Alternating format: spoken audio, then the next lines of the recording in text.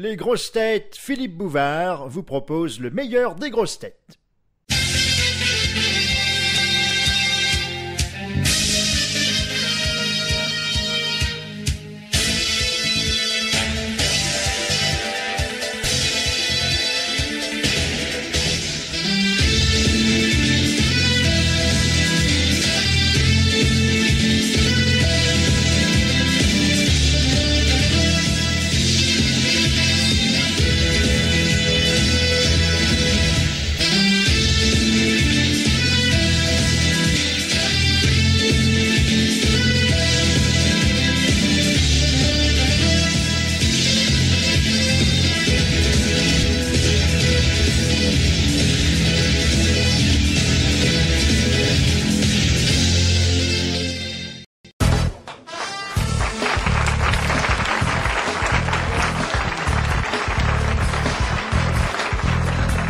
Bonjour, notre invité d'honneur sera dans quelques instants Jacques Lang, inventeur de la fête de la musique et grand soliste du concert politique.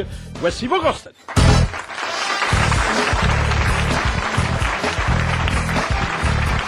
Contrôlable seulement dans les trains, Jean-Jacques Perroni. Bonjour. Dans l'arène politique, il est le meilleur poseur de banderilles, Bernard Mabille.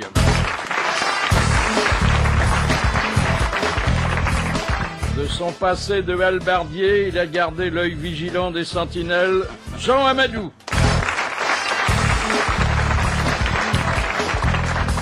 Sa propension à passer de jupe en jupe l'a fait surnommer le furet, Vincent Perrault.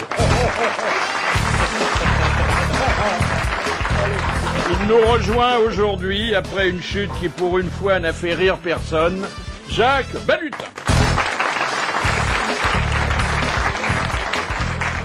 Alors, l'actualité non politique aujourd'hui, ce sont les horreurs du sexe. Ah, vous pouvez pas savoir.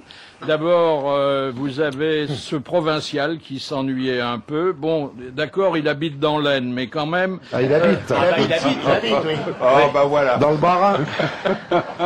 Et il avait une voisine charmante, jeune femme célibataire, qui repoussait ses avances. Alors il a eu l'idée de passer sur Internet une petite annonce, comme si c'était elle qui voulait assouvir le fantasme d'être violée. Alors, elle recommandait simplement de forcer sa porte, de se faire passer pour un cambrioleur et de ne pas tenir compte de ses cris et de ses appels au secours. Oh, ça peut mal finir, ça. Oui, ça a mal fini. Surtout qu'il y a eu pas mal de candidats. Hein. Oh. Et puis il y a un pop grec qui confessait... Un pop. Un guitariste. Non. Il confessait, bon, c'est son métier. Et quand le pop klaxonne, le popcorn. Bien. Non, faut pas applaudir des choses comme ça. Alors, il faisait bien son métier la journée, puisqu'il confessait des hommes et quand ses fidèles avouaient le péché de chair et qui sentaient qu'ils étaient disposés à la bagatelle, il leur proposait des petites femmes moyennant 100 euros. 100 euros. C'est pas cher. Il les emmenait chez lui et là, il y avait des pénitentes. Voilà, Oui. qui faisaient... Ouais. Pour faire le pendant à Bernard, quand le pop mange des épinards, le pop paye. J'ai mis du temps, mais j'en ai trouvé une autre. On n'applaudit pas des trucs comme ça. Ça relève pas le niveau. Hein. N'encouragez pas ça. Et puis, attendez, alors ça, bon, évidemment, les jeux de mots seront faciles, mais ils sont déjà faits dans les titres que la presse a employés pour relater l'événement. Un film porno tourné chez les pompiers à la grande mode. C'est du cinéma sur une grande échelle. Hein. Alors ça se passait dans la caserne des pompiers, entre deux voitures rouges, et ils faisaient l'amour sur la grande échelle. Voilà. Et voilà, montre-moi ta belle lance. Vous savez, quand il y a des inondations dans l'Hérault, la grande motte mouille. Écoutez, monsieur Perroni, On n'applaudit pas ça. On n'applaudit pas ça, quand même. Oh non. enfin, je préfère que vous vous en débarrassiez maintenant. Hein. Et puis, alors ça c'est vraiment une histoire de notre temps. un brave Suédois donne ce qu'il a de meilleur, c'est-à-dire sa semence, à un couple de lesbiennes qui voulaient des enfants. Attendez, c'est pas fini. Les dames font ainsi 3 enfants. Ah Bon. merde. Avec la même souche? Non, bah il y a plusieurs fioles, quoi. Ah bon. Ah ouais. Ah bah, Et dites puis- donc, quel jet. Attendez. Ben, c'est peut-être pas en une seule fois. Ah Bon. oui, non, c'est ça que je voulais préciser, moi. Mais la loi suédoise, puisque ça se passe là-bas, l'oblige à donner son identité. Les 2 lesbiennes se séparent et un tribunal vient de le condamner à entretenir les 3 enfants. Ça, c'est pas trop. C'est magnifique. Voilà, il y a une morale finalement. Ça, C'est pas splendide. trop. C'est magnifique. Il l'a eu dans le cul. C'est inouï, Ça hein. va. C'est magnifique. Hein. Alors, un titre là, Carambeu jette l'éponge. Moi, je croyais qu'il jouait avec un ballon. Ouais. Ben non, il jette l'éponge. Et puis, l'équipe magazine pose cette question, faut-il supprimer le match nul? C'est vrai que le match nul... C'est un là- match qui est pas bon, c'est ça? Non, c'est un match 0-0. qui Ah, ne 0-0. départage pas. Ils font pas tir au but alors? Et puis, vous avez aussi les 10 travaux d'Hercule Barthès. Vous savez qu'il avait été condamné à des travaux d'intérêt général. Ah oui, oui. Et il a terminé par prêcher le respect. C'est-à-dire qu'il a expliqué à des jeunes comment il fallait faire pour être Ah, c'est pour avoir craché, oui, c'est ça. un citoyen bien élevé. Mais ça y est, il a recommencé de toute façon. Hein. Alors, le meilleur titre, il est dans le JDD. Les salariés de Dîmes ont le moral dans les chaussettes. C'est joli ça. Oui, c'est bien. Évidemment. C'est pas mal. Et puis alors, une petite précision sur le général de Gaulle à propos de la grippe aviaire. Qu'est-ce qui devient, on l'entend plus? Ah ben, il continue à tenir le haut du pavé dans les librairies, à la télévision.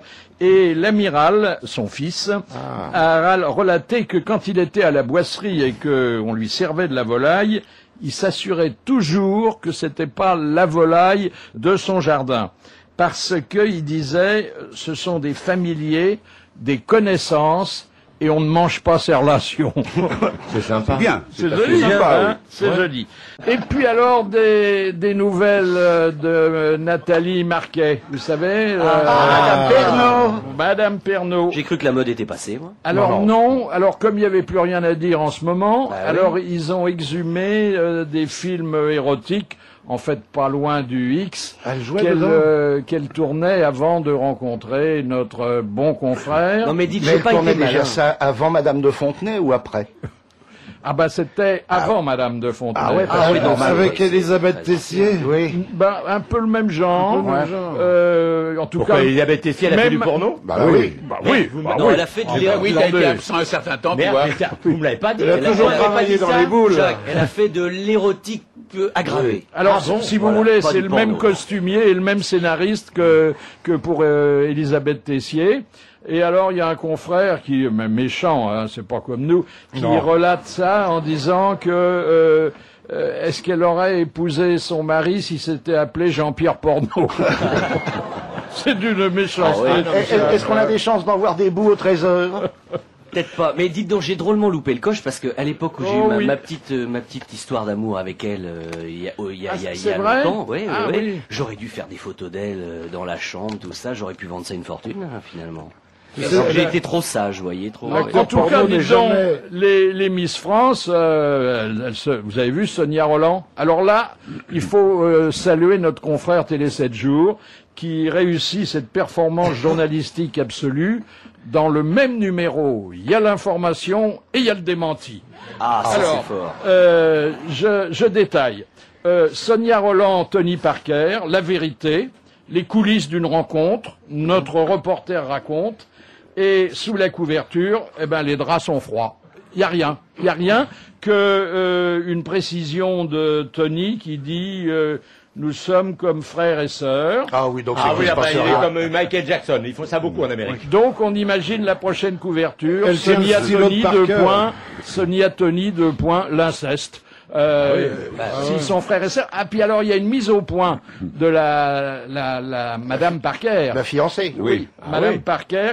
C'était pas madame, c'était la fiancée. C'est la fiancée. Ils sont pas mariés. Oui, il l'a lâché quand il est parti. Qui dit pour la main au panier, il est pas mal, oui. Elle est très belle, très très belle.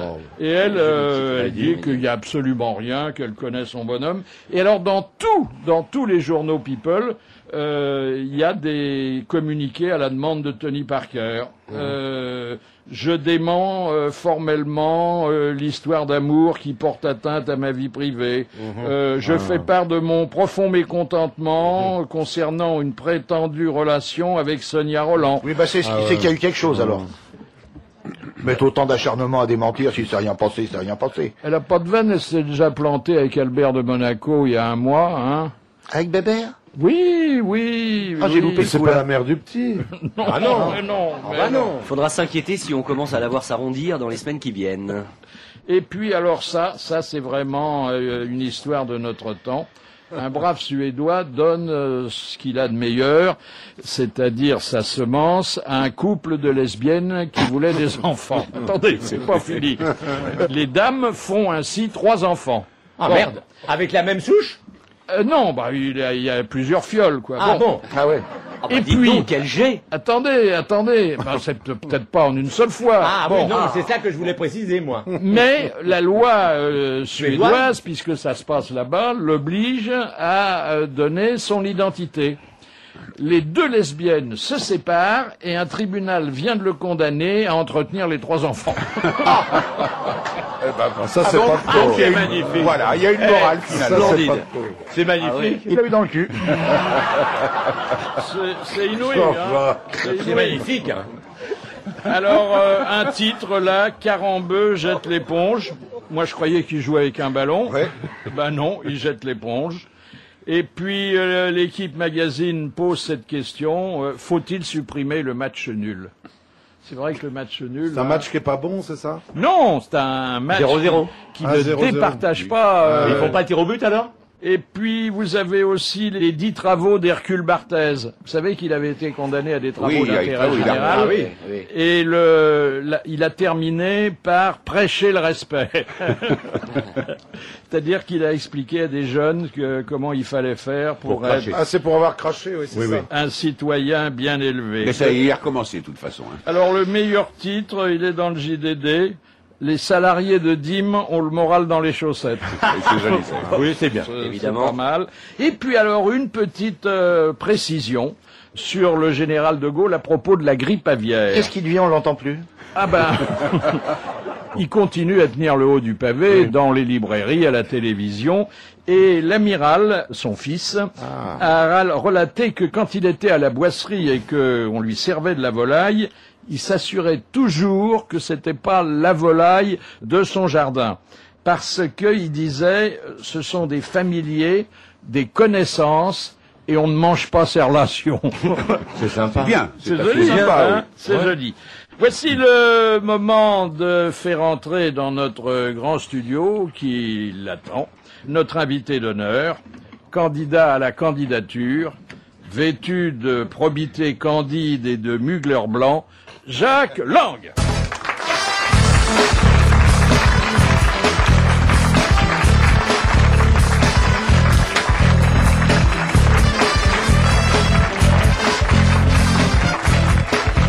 Asseyez-vous, vous avez l'habitude de caracoler sur les médias, alors voici le Radio Rodéo. Peut-on changer un pays comme on change un nourrisson ou un vieillard? Ah, c'est une question que vous me posez. Non.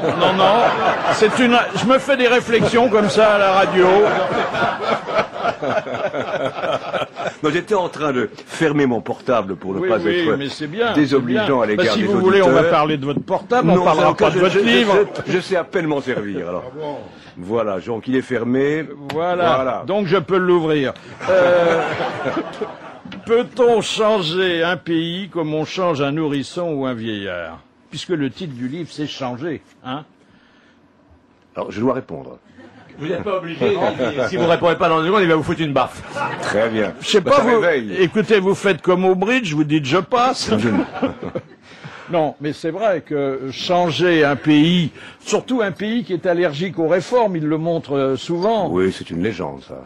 C'est une légende. Oui, absolument. Ah oui. Il y a des réformateurs qui savent s'y prendre, il y a ceux qui ne savent pas s'y prendre. Oui, il n'y a pas de groupe de pression en France, tout le monde Si, est d'accord. heureusement. Heureusement qu'il y a des gens qui se défendent aussi, qui ne se laissent pas faire par n'importe qui pour faire n'importe quoi. Est-ce que c'est parce que vous possédez un bel appartement place des Vosges que vous n'avez jamais utilisé vos différents logements de fonction?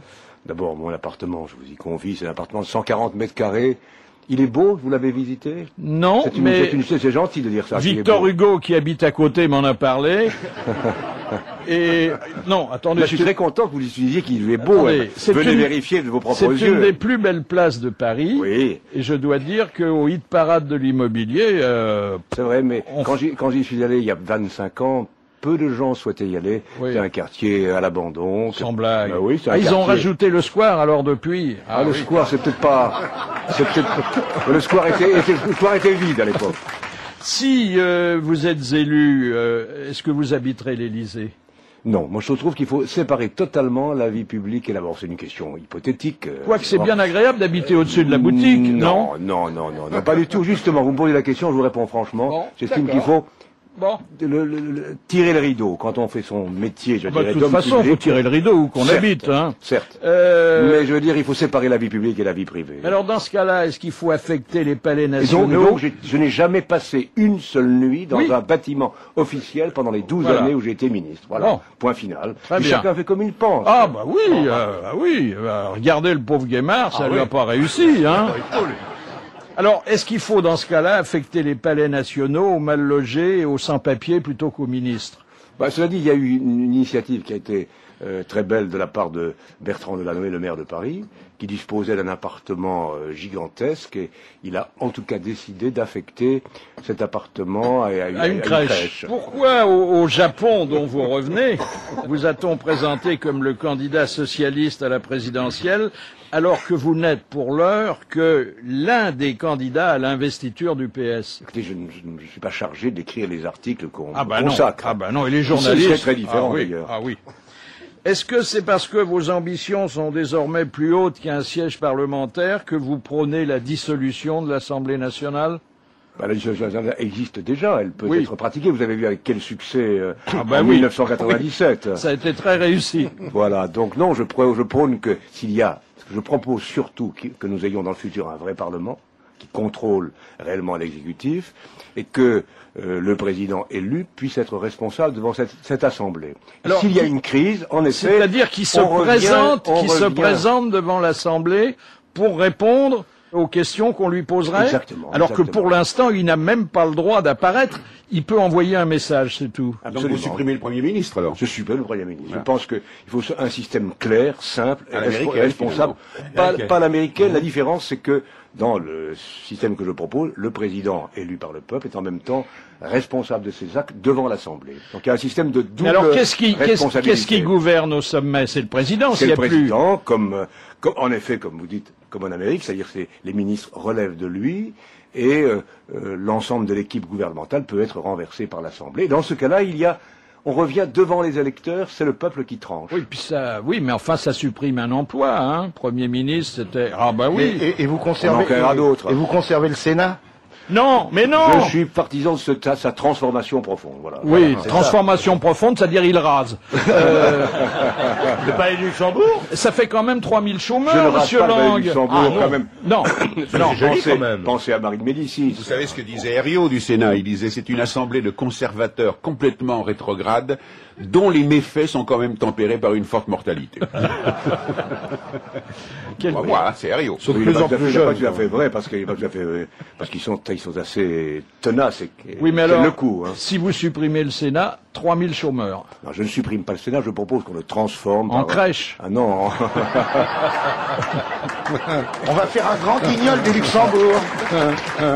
Quand vous serez président... Mais pourquoi parler uniquement de ce sujet? Il y a bien d'autres sujets, quand même. Ah bah attendez, c'est quand même... Comme vous l'avez dit vous-même, je ne suis qu'un éventuel... Oui, mais restons-en là, parce qu'on va prétendre que de média en média, je pose ma candidature. Nous, on anticipe, on sent le vent. Voilà. Jean-Pierre n'est pas là. C'est vrai qu'ici même, Jean-Pierre Je Raffarin... ne répondrai plus qu'en présence de mes avocats. Non, attendez, on a vu vos sondages, qui sont fabuleux.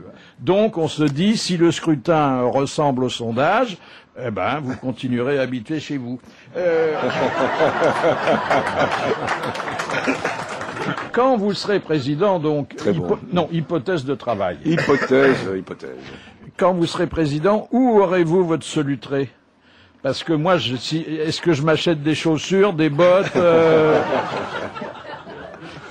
J'essaierai d'inventer dans cette hypothèse. C'était pas mal, solutré, quand même. C'était très beau, c'est très beau. Là, vous pouvez y aller sans président, d'ailleurs. Oui, ça a moins d'intérêt. C'est très beau. Au contraire, il y a moins de monde, vous pouvez... Et là, vous étiez aussi toujours en tête, hein, j'ai remarqué. J'étais invité, en tout cas, par le chef. Ah oui. Plus personne n'y va, d'ailleurs, à Solutré. Ah, mais c'est le désert. Est-ce qu'on peut gouverner au XXIe siècle avec les théories de Machiavel, de Montesquieu, de Mendès France et de Ferry, enfin Jules, quand même, pas Luc. C'est pas si mal quand même, tous ces noms que vous citez. Oui, mais est-ce que c'est encore d'actualité? Écoutez, Montesquieu, pardon, je veux pas faire bon savant, mais c'est pas le prof de droit que je suis qui parle, mais quand même, Montesquieu, il disait, pour qu'un pays reste libre, pour qu'un pays soit libre, il faut établir ce qu'on appelle l'équilibre des pouvoirs. Lisez Montesquieu. Mais oui. Voilà. Non, relisez. Relisez Montesquieu. En même. Vous reprochez aux politiciens de jouer perso, mais est-ce que c'est pas indispensable pour une candidature présidentielle? Il faut jouer perso, il faut rester soi-même d'abord, être soi-même. Ah, encore faut-il être quelqu'un. Encore faut-il être quelqu'un, vous avez tout à fait raison. Et en même temps jouer équipe et jouer collectif. Et aujourd'hui, mon sujet, c'est pas la présidentielle, c'est le congrès socialiste du mois de novembre prochain au Mans. Étapes. Oui. La réduction du mandat présidentiel à 4 ans que vous préconisez correspond-elle au désir de faire 25 heureux par siècle au lieu de 20?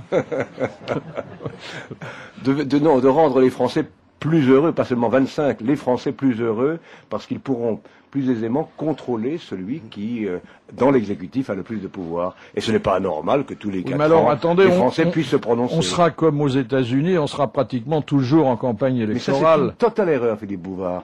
Ici, en France, où les mandats sont très longs, qu'on est en permanente campagne électorale, en ce moment même aux États-Unis, on ne parle pas de la future candidature du président américain. Je vais vous en parler. Il y a 3 dépêches ce matin. Mais avec ce système, vous faites comme aux États-Unis, il n'y a pas plus de 2 mandats par... Pas plus de 2 mandats. Ah d'accord. Absolument.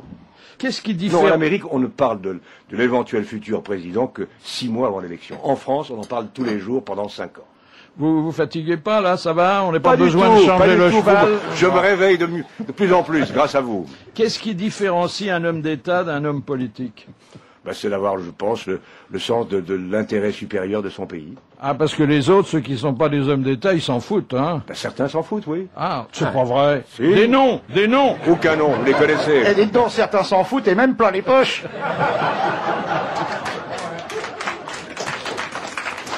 Non, on parle que des mandats, pas des chèques.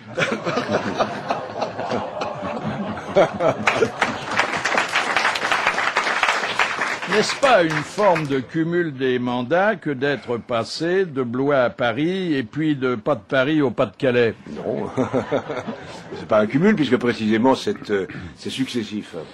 Cumul, c'est additionné. Si j'étais évidemment comme à l'époque du général Boulanger, si j'étais à la fois député de Blois, député de Paris, député du Pas-de-Calais, oui, ce serait un cumul, mais ce n'est plus possible. J'allais dire, hélas. C'est Jean-Jacques Servan-Schreiber qui a voulu être député de Nancy et de Bordeaux à la fois. Oui, Bordeaux, et il s'est planté. Oui, ça n'a pas... Non, mais sous la Troisième République jusqu'aux années 1920, on pouvait être faire élire en même temps dans 30 circonscriptions et on choisissait celle qui vous paraissait la meilleure. Alors, il y a de très belles expressions dans ce livre que j'ai beaucoup apprécié. Je veux dire, en dehors du message politique, par son style, vous parlez des bonimenteurs impénitents, toujours prêts à raser gratis demain. Mais si on les renvoie dans leur pénate, qu'est-ce qui nous fera rêver? Bon, on peut faire rêver sans nécessairement promettre la lune et le jour venu, en étant au gouvernement, annoncer qu'on ne peut rien faire. Ça, on peut, et ça existe quand même. Il y a eu les personnages que je cite, notamment Pierre Mendès France, a fait rêver sans raconter de bobards et de salade. Oui, mais enfin, il buvait du lait, c'était pas toujours gai, hein. Il faisait surtout boire du lait aux enfants. Alors, vous dénoncez les vedettes au sourire télégénique qui ont transformé une démocratie en télécratie. Est-ce que vous n'en faites pas partie? On peut peut-être, mais là, ce qui est important, si vous voulez, c'est de ne pas se contenter. On ne gagne pas, disons, je dirais, la confiance populaire en faisant le pied au mur, je ne sais où. Je crois qu'il faut aussi, à travers des actes, à travers des convictions, et c'est ça que je mets en valeur dans ce bouquin, je veux dire, la puissance des convictions pour obtenir la confiance populaire, et pas seulement faire risette à la télé, c'est vrai. Mais enfin, on peut pas dire qu'une campagne électorale peut se passer de la télé, c'est impossible. Je n'ai pas dit le contraire. Là, je vous ai vu chez Coué l'autre soir, c'était bien. Très sympathique. Oui. Très sympathique. C'est à votre voisin d'ailleurs, je crois. Oui. Je l'ai croisé en arrivant chez vous, il voulait me passer sa bagnole. C'est pas vrai. Oui. Ah oui, il était très sympa, le type. On sent que c'est un garçon qui a du cœur. Il avait un truc à vous demander. Non, vous voulez que je lui place la mienne. Est-ce que vous souhaitez le retour en politique de votre ami Bernard Tapie? C'est son choix personnel, je ne souhaite rien. Il est un grand garçon. Oui, mais enfin, vous étiez très liés, hein. Enfin, disons, j'ai apprécié sa combativité en certaines circonstances. Ah oui, puis vous l'avez soutenu. J'ai soutenu quand, moi j'ai plutôt l'âme d'un avocat que d'un procureur. Alors à une époque, tout le monde lui tirait dessus Alors pardonnez-moi la dernière... Donc je répète, je suis plus avocat que procureur. Pardonnez-moi la dernière question qui est typiquement grosse tête. Est-ce que, lorsque vous serez devenu chef de l'État, vous Hypothèse, mais attendez, c'est là-dessus que tout se construit. Ah bon? Y compris votre venue ici, d'ailleurs. Bon, alors je m'en vais. Est-ce que, lorsque vous serez devenu chef de l'État, vous revêtirez un habit à queue pour rejoindre la Gay Pride? Voilà. Non, mais attendez, la Gay Pride, vous en êtes un des fidèles. Est-ce que on peut être chef de l'État et se mêler à ce genre de manifestation? Non, c'est rien. Écoutez, je dirais en tout cas, on peut être homme d'État sans nécessairement se prendre au sérieux. Et je veux dire qu'aujourd'hui, il faut que les fonctions nationales soient accomplies avec sérieux, sans se prendre au sérieux.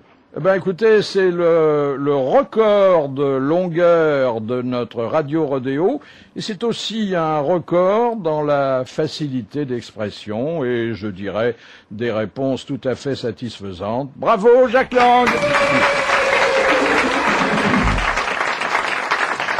Quelques questions, donc. Non, mais ça, c'est du même genre Non. Beaucoup plus dur. Des questions de culture. Ah oui, alors là, ignorance absolue, alors. Comment? Question de Monsieur Maurice, qui a dit « Le général de Gaulle avait raison de dire que la vieillesse est un naufrage, et c'est une raison pour laquelle il est indispensable de construire des digues et des ports où les vieux bateaux peuvent terminer à l'abri des intempéries. » C'est Hollande, il parlait du port d'Amsterdam. La question, c'est...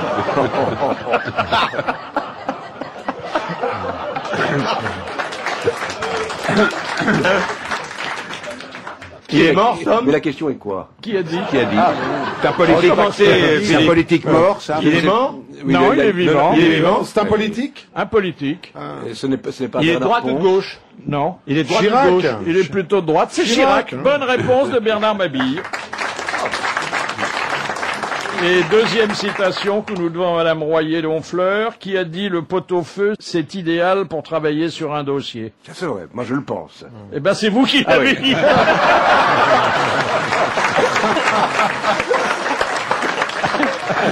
Mais c'est vrai, je vais vous dire pourquoi. C'est que quand on prépare, ça c'est plusieurs heures, quand on bosse comme ça sur un dossier, en effet, les saveurs, les senteurs, les arômes, ils viennent à vous, les légumes après, la queue de bœuf qui mijote, tout ça, ça flatte l'odorat et en même temps ça aiguise l'esprit. Mais dites donc, on découvre Je suis un peu bizarre. Vous travaillez à la cuisine, alors, non? Souvent, j'adore les cuisines comme lieu de travail. Question de Monsieur Folenfant. En quel honneur le président Loubet a-t-il réuni 22 695 maires de France dans le jardin des Tuileries?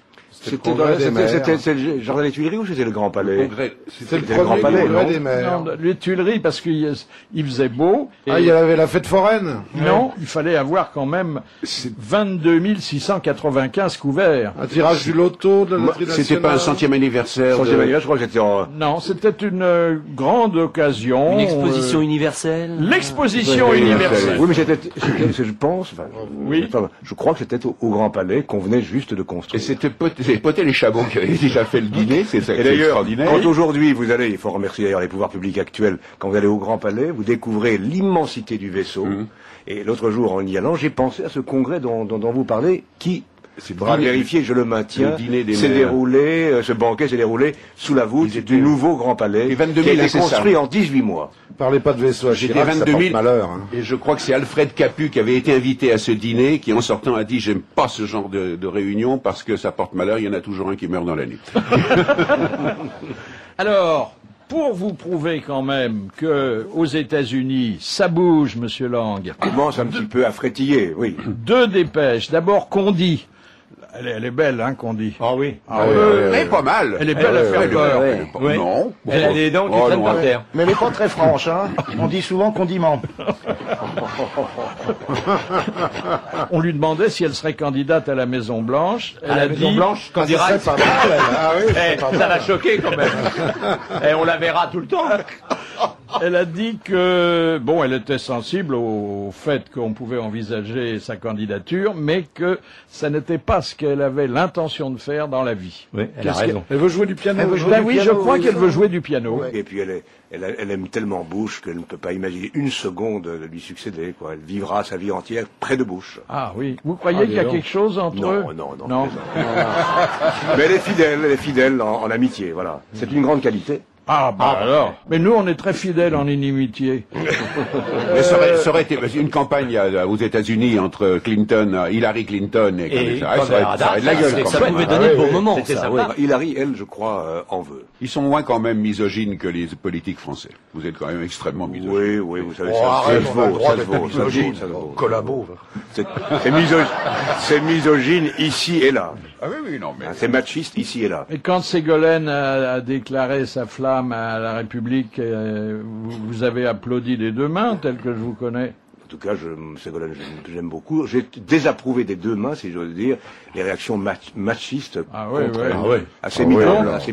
Je veux dire que si elle est candidate, vous êtes prêt à vous effacer, selon les règles de la galanterie française. Exactement. Non mais, nous avons dit les uns les autres que nous choisirions le meilleur ou la meilleure candidate. Oui. Alors, nous verrons le jour venu. Dick Cheney, également, à Washington, dit qu'il ne sera pas candidat. Il est naze. Donc respirons. Il est vice-président seulement. Oui, mais il peut pas, il est dans un état. Pour une fois qu'il prend une décision sage. Quand tu t'appelles Chenet, c'est normal d'être un gland. Hein. Ah oui, c'est bien ça. Tu pourrais nous la faire près de la cheminée, il va nous la faire. Alors la droite a un candidat de plus et il s'appelle Nicolas. Ah oui, il y a deux Nicolas maintenant. Nicolas Dupont-Aignan. Oui. Bon. Ça déjà c'est dur à porter. On dirait les personnages dans le petit Nicolas de Goscinny. Ouais, Dupont-Aignan. Il préside le club Debout la République, que je connaissais pas, mais bon, c'est bien Debout la République. Pas mal. C'est un gars qui veut se faire connaître, ça. Oui. C'est avec Chantal Goya, non? Bon, il a... Je pense qu'il fera autant de voix que Madame Boutin. Vous vous souvenez, Madame Boutin? Bon moment, Madame Boutin. Surtout qu'il a été drôlement soutenu par Monsieur Boutin. Une dépêche dont je pense qu'elle vous fera très plaisir, Jacques Lang. C'est des cardiologues qui ont établi que parler d'art était bon pour l'attention et pour la digestion. Que c'est quelque chose qui, comme le rire, est salutaire pour l'organisme humain. Et on dit aussi que l'amour est excellent pour le cœur. Mais vous voyez tout de suite les cochonneries. Non, on dit l'amour. Mais l'amour, c'est pas nécessairement ce à quoi vous pensez. L'amour, c'est l'amour. Ça peut être platonique, t'emmerdes. En fait, on a fait un stage avec des femmes de 80 ans. Oh bah oui, bah, évidemment. Un stage d'amour. Et alors, on les a fait parler d'art. Oui. Et Mais attends, ils ont bien compris. VARD. conclusion, la constipation, il a disparu. Attendez, c'est sur la Ah bah là, dépêche. ça fait Mais qu'est-ce qu'on souvent leur a chier. montré hein. comme ça pour les faire chier? Ça dépend ce qu'on vous montre. Non, monsieur. Ça dépend ce qu'on vous montre. Excusez, hein, monsieur le... Non, vous savez, au pays de Rabelais, on peut tout excuser. il est pas dégrossi, et puis bien, il y a 5 semaines qu'il est plus des nôtres, alors... Il est en pleine convalescence encore. Convalescence. Vous n'êtes pas contre les réformes, vous l'avez montré quand vous étiez aux affaires, y compris d'ailleurs celle du langage. Il y a un titre qui nous interpelle dans Libération à propos d'une exposition au Palais de Tokyo, Luc Ferrari hommagé. Hommagé, oui. C'est un néologisme, je ne un connaissais peu, pas. un peu hardi, hein. Oui, oui. Vous êtes pour, non? Est-ce que c'est mis entre guillemets pour l'heure? Non, même pas. Oui, il Même faut laisser pas. la transition quand même. Oui, dans le temps. oui. Hommagé, ça va, mais hommagé, c'est... Hommagé du fromager. Non, c'est pas très heureux. C'est pas très heureux. Ensuite, on a mené une enquête, heureusement c'est dans les écoles madrilènes et ça se passe pas à Paris. On a dit en quelle année est mort Jules Verne s'il est mort il y a 100 ans. Et il y a un écolier sur 2 qui a été incapable de répondre. Ah, Il fallait l'interroger sur Cervantes. oui, c'est vrai que c'est pas un écrivain national. Oui, c'est parlez-nous des derniers jours de Pompéi, je savais même pas qu'il était malade, quoi. Hein. Question de Monsieur Bouchard. À quel détail voit-on que la garde républicaine s'apprête à accompagner le chef de l'État? Ils ont mis des slips propres. C'est presque ça. Ah, ils ont les pantalons blancs. Ils ont des pantalons blancs. Bonne réponse de Jean-Jacques Ferroni. Ah, vous aviez pas remarqué ça? Non, j'ai pas prêté attention. Oui, oui. J'ai appris beaucoup de choses aujourd'hui. Mais vous verrez peut-être ça un prochain 14 juillet. Ça, c'est au théâtre. André Dusselier, qui a une femme charmante, Nicole Garcia, ça fait un très joli couple. Et patatras, il tombe amoureux d'une chèvre, comme un vulgaire légionnaire. C'est le truc de C'est la... le film de Woody Allen, ça, avec le mouton. Oui. Oui. Non mais Charlotte Rampling dans le film de Shima était bien tombée amoureuse d'un chimpanzé, hein, dans Max d'amour. Oui, mais elle avait personne d'autre dans sa vie. Ah tandis si, que- elle était mariée avec un diplomate, si. Philippe, qu'est-ce que vous préférez, vous? Honnêtement. Écoutez, je choisirai celui ou celle qui a le plus gros pressbook.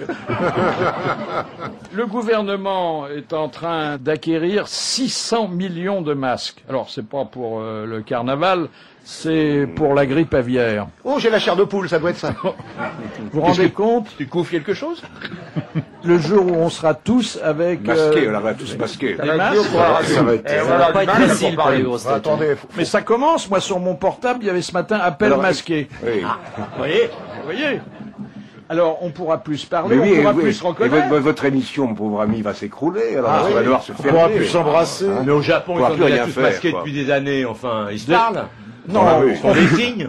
non, vous savez, on fait très attention. Déjà, on n'invite plus de vieilles poules. Hein, Alors, vous savez, Jacques Lang, quand vous n'êtes pas là, on parle quand même de vous. Voilà. Parce que vous êtes un de nos chouchous, je dois le dire, on vous aime bien. Et dernièrement, Jean-Jacques Perroni, ici présent, a raconté une histoire dont vous étiez le héros involontaire. Elle commençait mal. l'histoire de Jacques Lang qui meurt. Alors il arrive, il frappe à la porte du paradis, il y a Saint-Pierre. Bonjour, c'est Jacques Lang. Je connais pas, je vais aller voir sur le bouquin. Oh bah dites donc, quand même, je suis connu, je rentre chez Castel, je vais à la télévision quand je veux, je suis, appelez-moi le gérant ou le patron, quelque chose. Alors le Saint-Pierre va voir Jésus qui est là, Jésus est chez lui, et puis alors Saint-Pierre dit, il y a, à la porte il y a un dénommé Jacques Lang. Comment? Fait Jésus, Jacques est là, et je suis même pas passé chez le coiffeur.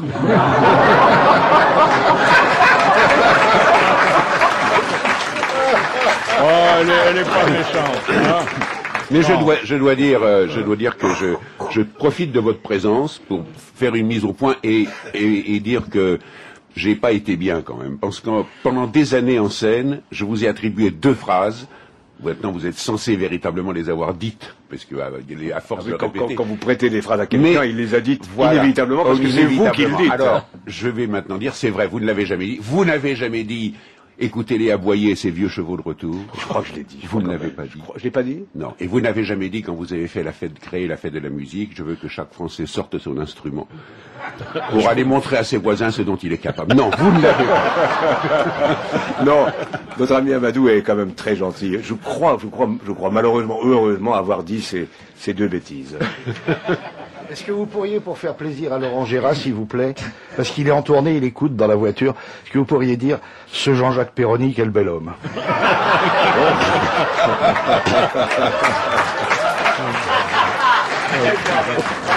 C'est dit. Merci. C'est dit. Alors je me tourne vers l'arbitre des élégances que vous êtes aussi. Mais vous entendez aboyer les chevaux, vous, alors vous allez aux courses de lévrier.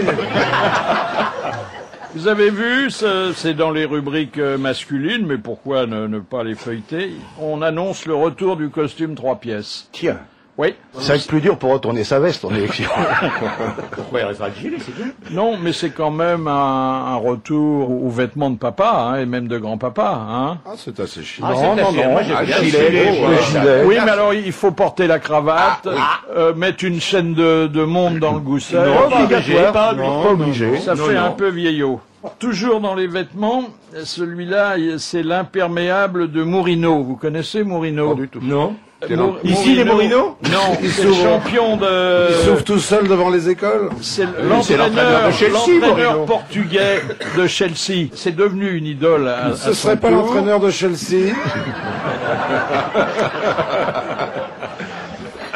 Et il y a un sculpteur qui a fait une réplique en bronze de son imperméable. Ah, ça, c'est dur à porter. Qui ressemble un peu à celui de Colombo. Il pèse 60 kilos. Ah ouais. Mais c'est une œuvre d'art. Ah ouais. Hein. Surtout dans les tournois. Il va être exposé à l'entrée d'un stade. Vous avez vu le manteau de Balzac, de la statue de Rodin, le Carrefour Vavin, c'est un peu la même chose. Ah,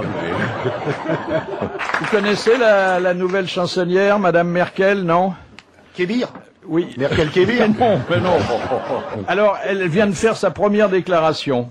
Elle a dit « Je voudrais mener une vie tout à fait normale et continuer à cuisiner de la soupe de pommes de terre pour mon mari. » C'est bien. Ah ouais. C'est bien, ça. Plutôt Et pas mal. Et ça peut être très bon, une soupe de pommes de terre. Très bon. Très Enfin, bon. je sais pas si Avec elle un est peu de douée, lard, hein. avec un peu de lard. Je ne sais pas. Et un peu de chou. Elle veut faire comme notre invité d'honneur, si hypothétiquement, encore une fois, tirer le rideau, une fois que c'est terminé dans la journée, le soir, elle fait sa soupe de patates. Non, Voilà. mais il y a tellement de politiciens qui vont à la soupe, pour une fois qu'il y en a une qui l'a fait. Hein. Jean Dutour, bonjour. Bonjour, M. Bouvard. Nous avons Monsieur Lang parmi nous. Eh ben, dites donc. Il est impressionné. Bonjour, Ouais. Jean. Bonjour, M. le ministre. Bonjour, Jean Dutour. Alors, question de Monsieur Robin. Comment s'appelle le cyclope dont Ulysse creva l'œil après... Polyphème. Polyphème. Et voilà, une bonne réponse avant même que j'ai achevé la question. Et la question de Monsieur Scran. Quelle ville française fut le 14 juin 1658, espagnole le matin, française à midi, anglaise le soir? La Rochelle? Ah, peut-être que Jacques Lang a une idée. Boulogne. Non. Non. Calais. Lille. Non. Calais. Non. Ah bon? Dunkerque. Dunkerque. Bonne réponse de Bernard Mabille.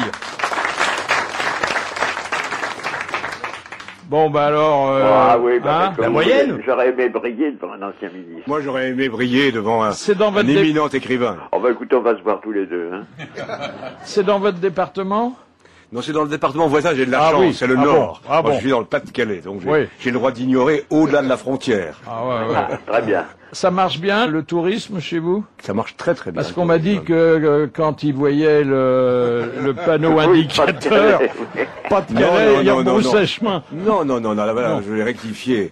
Non, c'est un beau département, hein, et vous connaissez la Côte d'Opale dont je suis le député, Ah, la chaleureux, Côte d'Opale, accueillante, ouais, ouais. et reçoit de plus en plus de visiteurs français et étrangers. Venez-y. Oui, puis ils viennent pour le bois de Boulogne. Bravo. Beaucoup de Brésiliens. Bon, monsieur Dutour, je vous rends à vos œuvres complètes. Ah bah je suis désolé de vous quitter si vite. Hein. Ben non, on se retrouve demain. Pour une fois que je pouvais causer avec un ministre.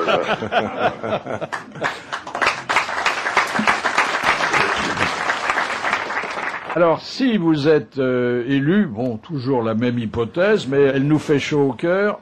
J'ai trouvé un de mes fans, là, finalement. Ah bah oui. Ah oui. On mange bien à l'Élysée.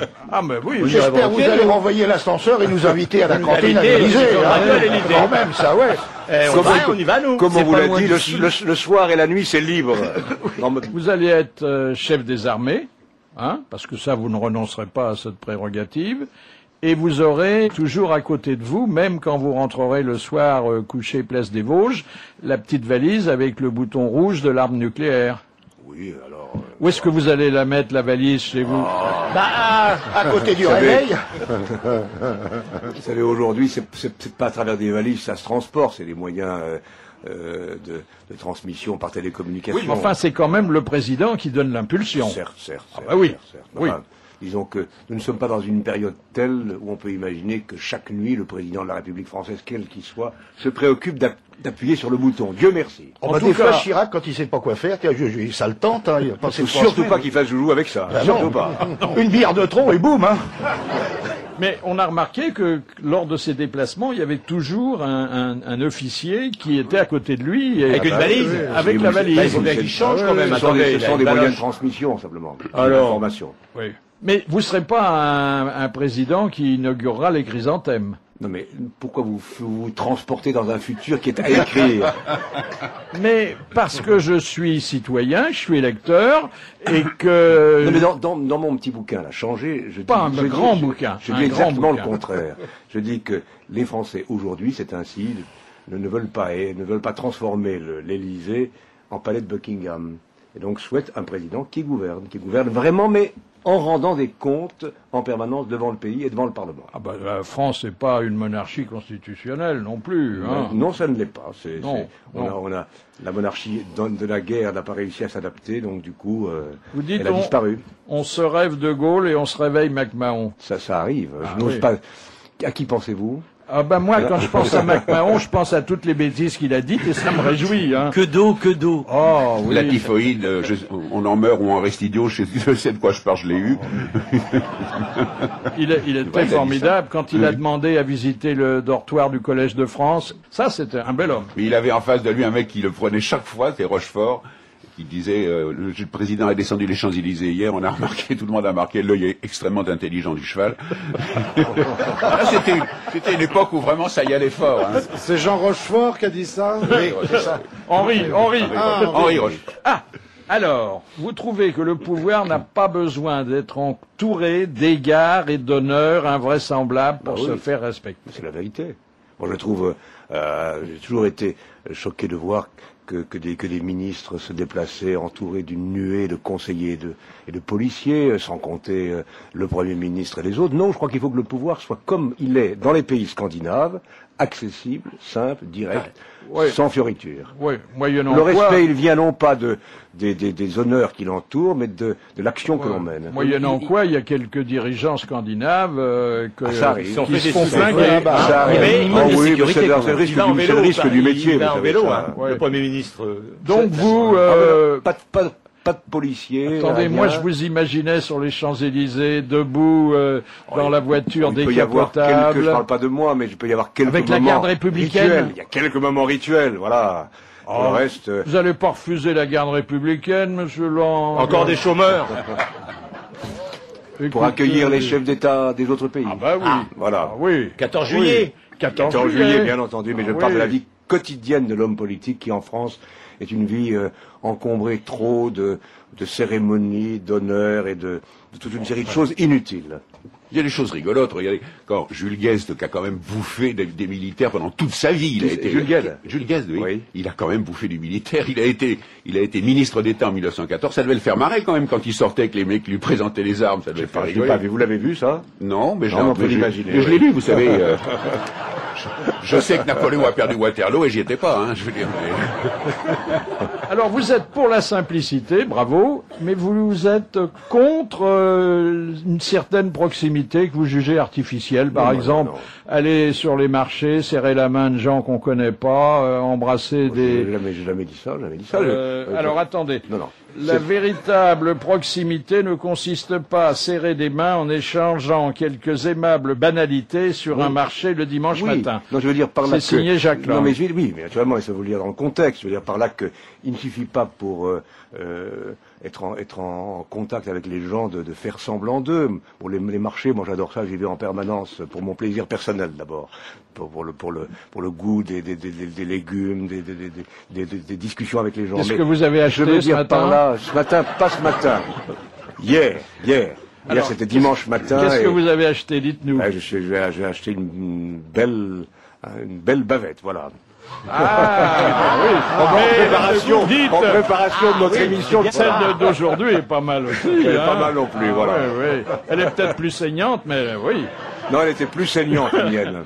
Et après, le tout est de la bien cuire. Il y avait quelques petits légumes. Quelques endives, peut-être? Non. C'est l'époque? Quelques belles courgettes. Et c'est vous qui avez fait la cuisine? Bon, j'aime faire ça, c'est une faiblesse. Ah, ben non, pas une faiblesse. Non. Mais enfin, là, pour l'instant, c'est la cuisine électorale qui vous monopolise, hein? Ah oui. Je vous laisse parler. Non, mais là, ce que je reproche à la... Tu vas dire que j'adhère à ce que vous dites, hein. À la cuisine électorale, c'est que c'est pas frais, hein. Ah non. Et vous croyez que vous croyez que la cuisine médiatique est plus fraîche? Non, puisque c'est le reflet de la cuisine politique. Oui, enfin, elle s'en nourrit, elle exagère aussi, elle en rajoute. Alors, bon, imaginons que vous changez tout ce que vous avez envie de changer. Bon, à quoi ressemble la France? À quel pays ressemble-t-elle le plus? Je dirais à toutes les autres démocraties, des vraies démocraties, Italie, Allemagne, Angleterre, Amérique. Nous sommes, franchement, en deux mots, une anomalie sur le plan de notre démocratie. On est moins bien que les Italiens? Mais oui, bien sûr. Oui, vous auriez préféré Berlusconi? Je ne parle pas de nos qualités de peuple, c'est une autre question, mais le système politique dans lequel on est un système dans lequel une seule personne, quelle qu'elle soit, Chirac, Mitterrand ou Giscard, détient tous les pouvoirs sans en rendre compte devant personne. C'est un système d'irresponsabilité qui n'est pas acceptable. Et partout ailleurs, je répète, en Allemagne, en Suède, en Norvège, en Amérique, le pouvoir politique est vraiment responsable, disons, généralement, devant un vrai Parlement. Donc il y a peu de choses à changer. Un vrai Parlement, un vrai le vrai, qui contrôle le budget, qui contrôle l'administration, qui contrôle la politique extérieure. Là, vous appartenez à un faux Parlement, vous? Ah oui. C'est parce que vous êtes... Parlement d'apparence, mais non, on sait très bien que, vous voyez, le budget... Dans quelques heures, on va en discuter. Tout est décidé à l'avance par le gouvernement. Et quand la gauche était au pouvoir, ça se passait comme ça. C'est pareil, c'est pareil. C'est une maladie qui dure depuis maintenant plus de 50 ans. Et il faut y porter remède. Ah oui, dites donc. Et si j'ai un reproche à faire à Mitterrand, que j'aimais beaucoup, que j'aime toujours, c'est de ne pas avoir voulu changer vraiment ce système. On peut pas dire qu'il rendait compte, hein, lui. Non, il vivait très très heureux dans ce système qui donnait en effet quasiment tous les pouvoirs au président de la République. Mais vous étiez à côté, donc vous lui disiez, il faut changer. Je le lui ai dit, plusieurs fois j'ai essayé de le convaincre. François, d'organiser quelque chose, un référendum, un de plus peut-être, mais celui-là très important sur notre démocratie. Bon, alors on ressemblerait à l'Italie, on ressemblerait à la Suède, à la Norvège, au Danemark, à la Grande-Bretagne, mère des démocraties. C'est pas si mal quand même. Non, c'est bien mal. Vous stigmatisez au passage l'utilisation abusive des moyens d'information. Oui, je dirais que... À quoi vous pensez? Aux hommes politiques qui viennent à la radio? Non. Non, je pense, je dirais, une tradition française qui fait que, à la différence, là encore, des pays du Nord ou des pays anglo-saxons, dans lequel il y a quand même, globalement, une grande complaisance à l'égard des hommes politiques. C'est vrai. Les journalistes, ils sont pas spécialement révérencieux, hein. Moi, je les trouve généralement très révérencieux, à l'égard surtout des gens au pouvoir, mais aussi des gens de l'opposition. Si. Ah oui, oui. Allez donc voir les émissions de radio aux États-Unis ou en Grande-Bretagne, ça cogne. Hein. Ah, c'est vrai. Et généralement, ce qui se passe, c'est que le journaliste vous pose une question, si vous ne répondez pas, il insiste, il continue, jusqu'à ce que vous répondiez. En France, le journaliste qui interroge, en général, il pose sa question, il pense à la suivante. Et puis et si jamais il répond, il se fait engueuler en plus. Il se fait engueuler, oui. Mais qu'il se fasse engueuler, bon, ça c'est normal, ça c'est la loi de la liberté, disons. Ce qui n'est pas normal, c'est la complaisance. Alors il y a une belle formule, il y en a d'ailleurs beaucoup dans ce livre de Jacques Lang. La République a eu ses martyrs, elle a aujourd'hui son clergé. Un temps on mourait pour elle, désormais on en vit. Ben, vous en vivez, monsieur Lang? Je parle pour beaucoup, en tout cas, oui. Oui. J'en vis, vous savez, j'en vis Oui. modestement, pas, mais il y a certains qui Oui. en vivent, Ouais. pas seulement matériellement, qui au fond se complaisent dans le système et qui refusent de rien changer vraiment, ni socialement, ni économiquement, ni sur le plan de la démocratie. Qu'est-ce que vous pensez de cette phrase de Rosa Luxembourg que vous connaissez sûrement, mais qui s'applique aussi à beaucoup d'autres hommes politiques? Je veux bien mourir pour le peuple à condition qu'on ne me force pas à vivre avec. Alors, pour le coup, Elle est morte, non, mais elle est morte, mais a-t-elle vraiment prononcé cette phrase? Je n'en suis pas sûr. C'est vous qui l'avez inventée, Non, mon non, cher pas du Amadou. tout. Ça, c'est tout à l'heure. C'est une phrase authentique de Rosa Luxembourg. Tout à l'heure, vous n'inventiez pas les propos stupides que vous me prêtiez, je le confirme. Mais là, je serais surpris que Rosa Luxembourg ait prononcé pareille ânerie. Elle était de la grande bourgeoisie allemande, hein, donc elle est morte pour ses idées, on peut lui reconnaître ça. En fait, oui. qui prendrez-vous comme ministre de la Culture si vous Quand vous venez serez au pouvoir? président. C'est important pour nous. C'est important pour nous. José Bové. Non, vous avez une idée? Non, mais qu'il soit dit et redit que je ne me situe pas comme vous dans cette hypothèse. Non, pas du tout. Pas du tout. Non, mais au cas où vous auriez ce grand bonheur, qui vous prendriez? C'est peut-être le choix le plus difficile à faire. Ouais. Je n'y ai pas réfléchi, je n'ai aucune idée, donc je n'ai pas de réponse. Enfin, vous les connaissez tous, puisque vous les avez marqués à la culotte, comme on dit sur les terrains de rugby. Aux États-Unis, il n'y a pas de ministre de la Culture. Non, Il y a beaucoup de pays où il n'y a pas de ministre de la Culture. Nulle part, il n'y a qu'en France. Non, pas du tout. Mais dans les pays de l'Est. Partout en Europe, c'est pas vrai. Partout en Europe démocratique. C'est important, la culture. Puis il y a la communication, hein. Ça, faudrait peut-être enlever la communication, hein. Si on veut qu'elle reste indépendante, faut pas de ministre, hein. Si on veut en tout cas que, je pense qu'en effet c'est un ministère, à mon avis, séparé, qui concerne les moyens de communication plus que le contenu de la communication. Loana. Madame Pernaut. Ça s'est bien passé au Japon? Oui, trop court, mais bien. Trop court, mais le voyage est long, hein. Et long. Ah oui. Qui avez-vous rencontré alors? Qui j'ai rencontré des gens que vous connaissez sûrement, l'empereur? Non. Le prince héritier, oui. Ah oui. Et sa petite femme qui a l'air si triste? Qui est très sévère, quoi. Enfin, de vous voir, ça a dû la dérider un peu. Absolument, elle a esquissé un sourire, je ne sais pas. Vous avez quel est son rapporté sens. quelques pièces jaunes pour Madame Chirac? Il paraît que la pauvre, elle se fait beaucoup de sushis là-bas. En fait, c'était un voyage culturel aussi. Oui, j'étais l'invité d'un forum mondial de la science et de la culture qui se tenait à Kyoto, et on m'a demandé, d'être la personne qui a introduit le débat sur la diversité dans le domaine de la science. Ça vous rapproche de Chirac, qui paraît-il a été 20 fois au Japon. Il est champion mondial des voyages au Japon. Et depuis qu'il est là, c'est tout karaté.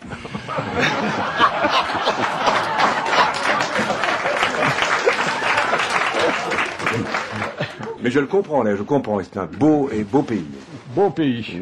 Ouais. Puis alors, les gens sont très polis, hein. Il y a une civilité sur laquelle nous pourrions parfois prendre exemple. Oui, c'est vrai. Ils sont plus polis qu'en Chine. Ah oui, trop, c'est même pas comparable. Ah oui, incroyable. Ils sont encore plus polis que les mollets de Balutin, c'est vous dire. Hein. C'est pas peu dire. C'est pas peu Il y dire. avait un monologue de Maurice Sorg sur les Japonais qui était superbe. À un moment, il disait « Le peine à rebours accumule les perles, mais perd leur bourg. » C'est japonais. Question de Madame Natier. Quel fut le dernier militaire nommé maréchal de France? Juin? Non. Juillet. Pétain. Non.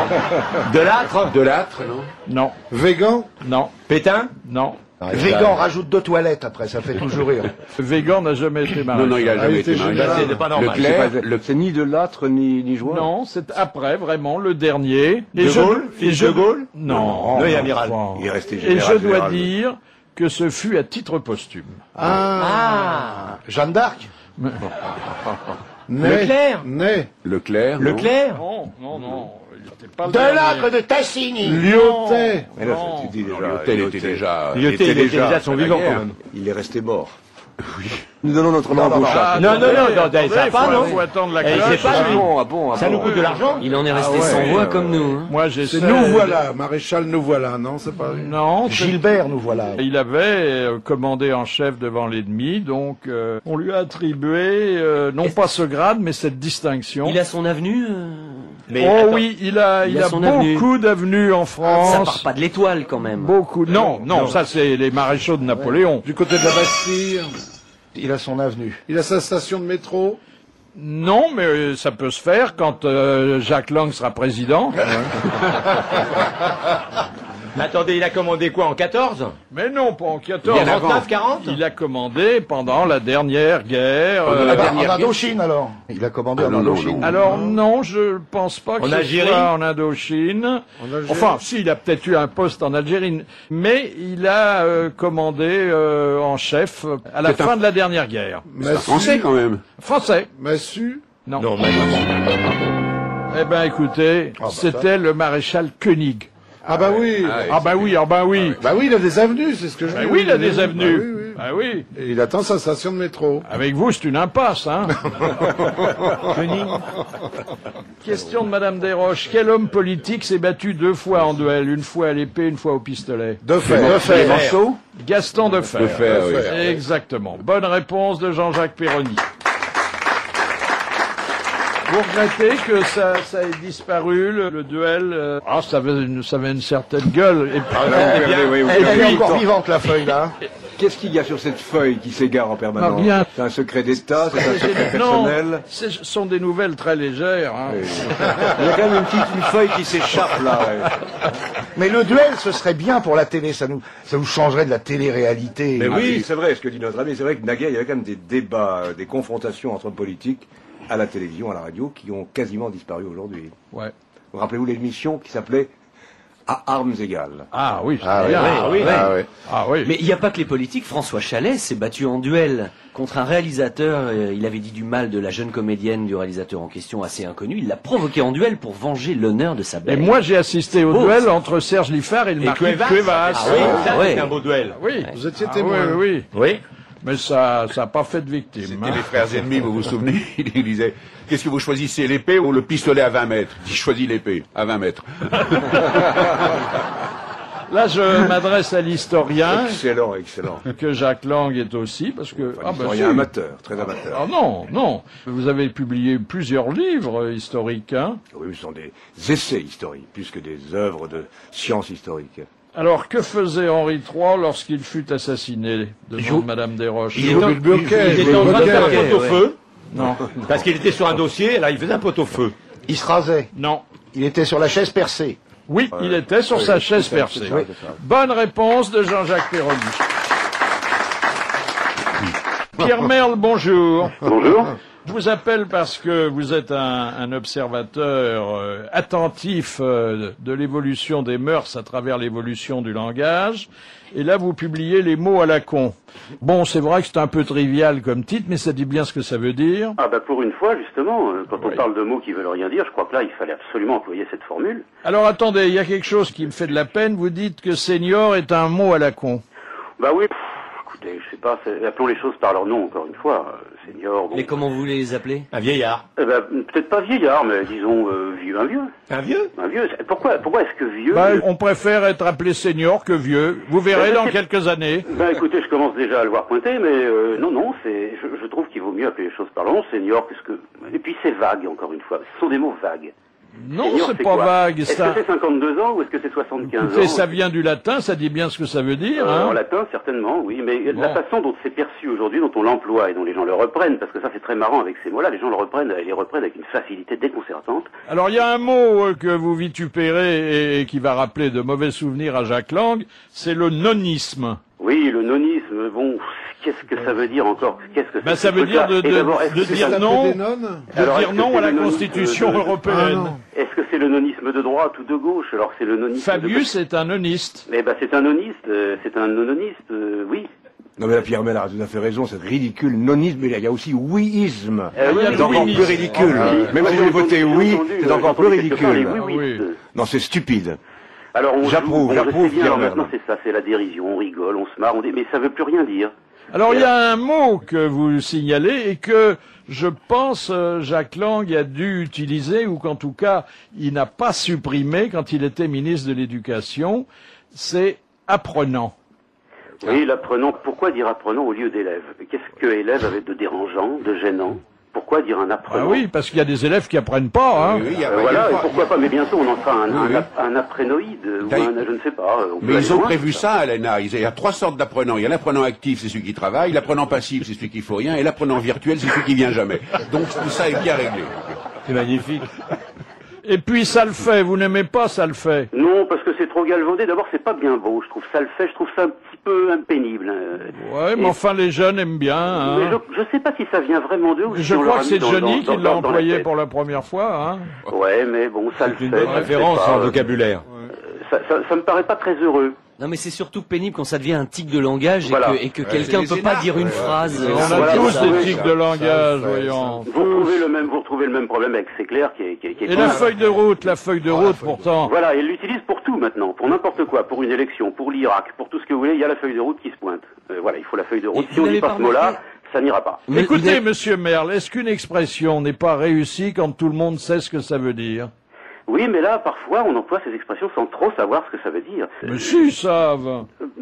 Oui, mais alors qu'ils parlent entre eux. Quand sur une radio, vous entendez comme moi, hier ou avant-hier, métaphoriser le réel, bon, c'est même plus du politiquement correct. On est au-delà de tout ça. On est dans une espèce de stratosphère où C'est les gens peut-être parlent c'est entre l'ENA eux. qui nous a apporté tout ça. Jacques Lang, vous avez un site sur Internet, un blog. Alors justement, vous pratiquez l'écriture blogienne. Oui, blogienne, si vous voulez. Je dirais. Ah oui, Une écriture, ah oui. plus, je crois, une écriture plus libre quand même, je crois. Hein. Vous l'avez regardé un peu, non? Oh bah tous les Tous les matins. jours, tous les matins. Donc voilà. Avant d'aller acheter ma bavette et mes légumes. On sait que mon, entre guillemets, blog vous inspire. Regardez Juppé à son blog. Oui, Hein oui, oui. Tout le monde là-bas. Oui. Mais- Alors donc vous voulez pas reconnaître que cette nouvelle forme d'expression induit un nouveau style, monsieur Merle? Quand j'entends parler de contributeur à un blog, comme j'avais entendu récemment, est-ce que c'est quelqu'un qui participe à un blog? Est-ce que c'est-à-dire que ces mots-là, qu'on emploie parfois sans trop en connaître le mode d'emploi, ça contribue à faire une espèce de jargon. Vous comme ça, croyez voilà. qu'on débloque Contributeur un peu, à un blog, mais qu'est-ce que c'est? Qu'est-ce qu'il veut dire? Les gens, par exemple, les trucs de proximité. Mais qu'est-ce qui aujourd'hui n'est pas susceptible d'être de proximité? Alors les politiques l'emploient, mais tout le monde l'emploie. Alors, j'ai ça de proximité. J'ai entendu parler une fois de haine de proximité pour une histoire de querelle de voisinage. Avouez que c'est quand même un petit peu costaud. Vous comprenez? Voilà. Bon, écoutez, c'est bien de dénoncer les charabia à condition de ne pas jargonner soi-même. Mais ça, en c'est tout cas, difficile. vous faites une œuvre pie. Merci, monsieur Merle. Merci à vous. L'histoire de l'énarque qui est en vacances sur le plateau du Larzac. Il voit un immense troupeau de moutons, il s'approche du berger, il lui dit, si je vous donne le nombre exact des moutons que vous avez, à un mouton près, vous me donnez un mouton? Le berger dit, oui, vous pouvez pas les compter, de toute façon. Moi, je les compte de temps en temps, le matin, je me trompe souvent. Mais dans la journée, c'est pas possible, ils sont trop nombreux. Il disait 1572 moutons. Ah, il dit, vous êtes fort. Hein. C'est exactement le nombre que j'avais ce matin, vous êtes fort. Bah écoutez, j'ai qu'une parole, prenez-le. Il le prend, il le met sous son bras, il fait 10 mètres. Le berger le rattrape, lui dit, si je vous dis votre métier, vous me le rendez? Il dit, pourquoi? Parce que vous êtes un énarque. Il dit, c'est vrai que je suis un énarque, mais vous êtes fort aussi, vous dites donc. Comment vous avez deviné que j'étais un énarque? Il dit, vous savez, c'est pas difficile. Je vous ai offert un mouton, vous avez pris mon chien. Mais bien, c'est...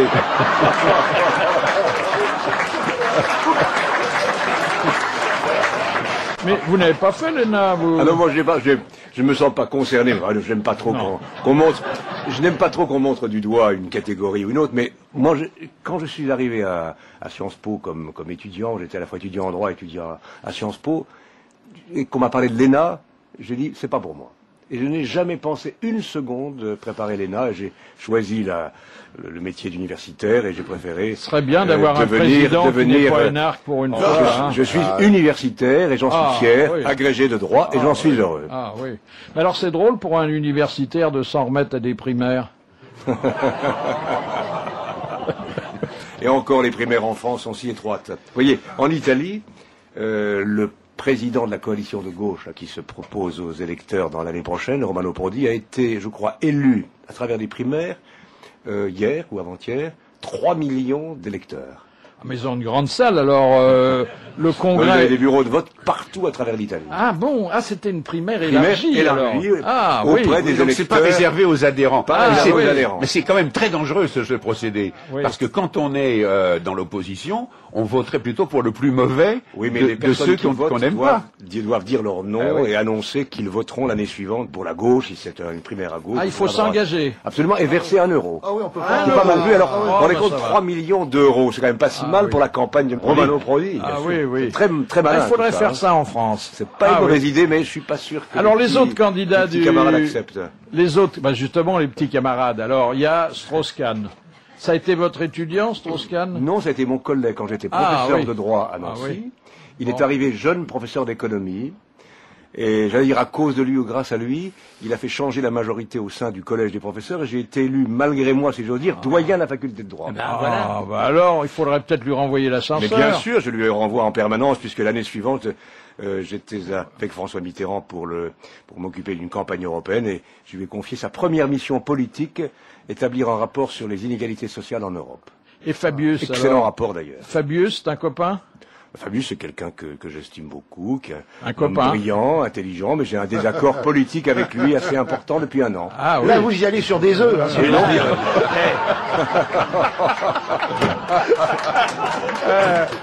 mais vous qui êtes gastronome, si vous invite à manger des carottes râpées, c'est pas votre tasse de thé. Je suis pas contre les carottes râpées. Quand on est gastronome, on aime le cru, le cuit, le moins cuit, le plus cru. Enfin voilà. Ah la carotte, hein, ouais. C'est bon pour la santé. Ah oui, ah oui, voilà, c'est bon pour la santé. Voilà. Ça donne les cuisses roses. Alors il y a Hollande. Hollande, c'est votre copain. C'est mon pote, oui. Ah oui, oui. Mais votre pote, s'il y va pas, sa petite femme ira. C'est une éventualité, oui. Ouais, oui. C'est un parti très très riche, vous voyez. Oh, très riche. 7, 8, 10. Très riche en personnalités multiples. Ah oui, oui. Là, tu parles. Qu'est-ce qu'il y a encore? On en a oublié parce que la dernière. Il y a beaucoup d'autres, il y a ceux à venir. Martine, Martine, elle y va, Martine. Ah oui, oui, je ne serais pas contre. Et il paraît que mon roi est très content. Elle y va, Martine. Ouais. Écoutez, comment Forêt, c'est magnifique. Là, c'est une pléiade de personnalités de tout premier plan.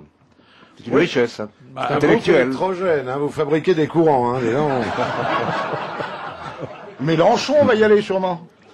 Emmanueli. Montebourg va y aller. Emmanueli va y aller. Ah, puis il y a la nouvelle gauche, là. Payon.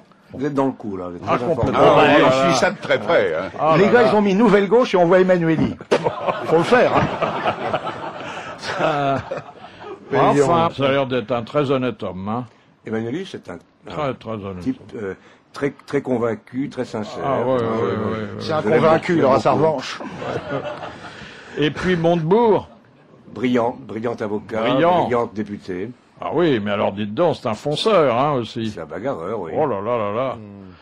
Et puis, qu'est-ce qu'il y a, Payon? Vous voulez qu'on fasse vraiment la galerie comme des portraits? Ah bah oui, c'est la visite du musée Grévin socialiste. Pas musée Grévin, c'est pour les gens déjà presque morts. Et puis ils sont très vivants, ceux-là. J'ai gardé l'autre pour la bonne bouche. Et si Jospin vient, qu'est-ce que vous ferez? C'est une belle idée. Alors. Ah, c'est une belle idée, ça. Oui. D'ailleurs, je suis impatient de lire son bouquin, qui sort dans quelques jours. Mais alors, il se déclare, qu'est-ce que vous faites? La mayonnaise pour le bulot. Je voulais...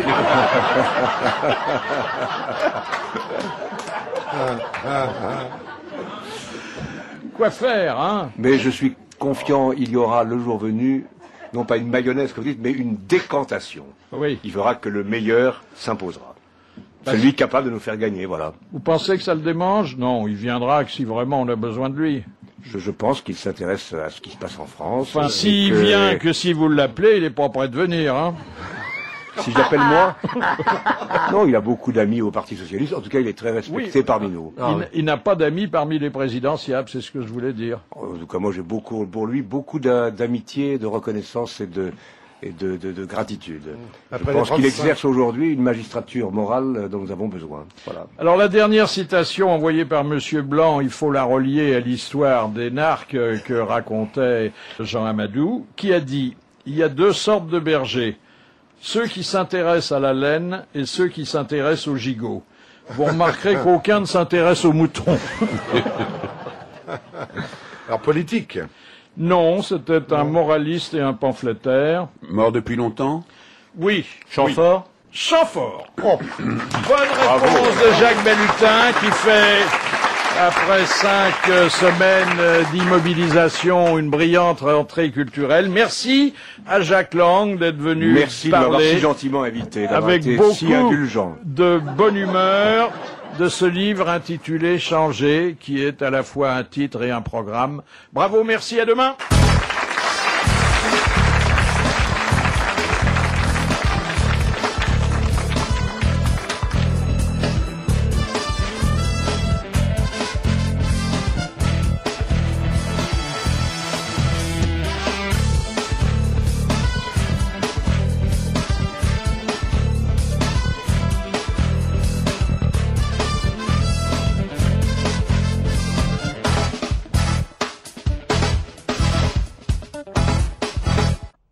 grosses têtes Philippe Bouvard vous remercie de votre écoute. Les grosses têtes de Philippe Bouvard, tous les jours de 16h30 à 18h, c'est sur RTL.